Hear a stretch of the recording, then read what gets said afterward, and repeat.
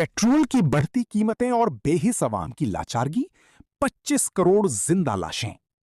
पाकिस्तान में जब भी पेट्रोल की कीमत बढ़ती है तो सिर्फ गाड़ियों की टैंक ही खाली नहीं होते, बल्कि गरीब आदमी की जेब, उसके ख्वाब, उसकी उम्मीदें और उसके बच्चों की भूख भी मजीद गहरी हो जाती है।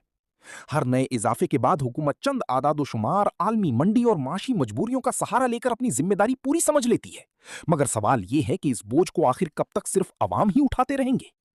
पेट्रोल अब सिर्फ एक ईंधन नहीं रहा, बल्कि महंगाई का वो तूफान बच चुका है जो हर घर की दहलीज पर तबाही ले आता है।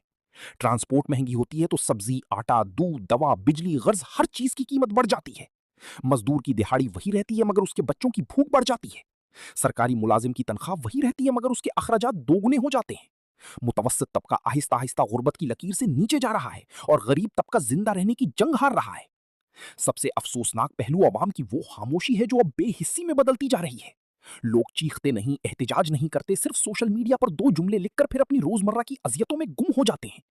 ऐसा महसूस होता है जैसे पूरा मुल्क 25 करोड़ जिंदा लाशों में तब्दील हो चुका हो, जिनमें सांस तो है मगर एहसास मर चुका है। जुल्म मुसलसल बढ़ रहा है मगर रद्द अमल खत्म होता जा रहा है।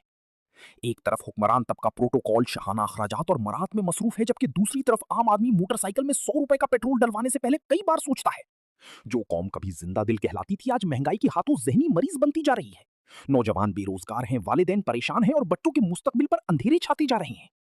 ये हकीकत है कि माशी बहरान सिर्फ पाकिस्तान का मसला नहीं, मगर दुनिया की मुहज्जब रियासतें अपने अवाम को रिलीफ देती हैं, उनके लिए सब्सिडी, सहूलतें और आसानियां पैदा करती हैं।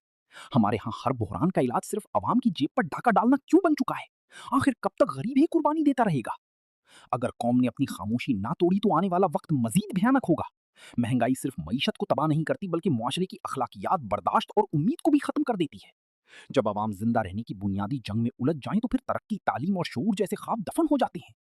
जरूरत इस बात की है कि अवाम अपने हुकूक के लिए शऊर पैदा करें, सवाल करना सीखें और इज्तमाही आवाज बुलंद करें।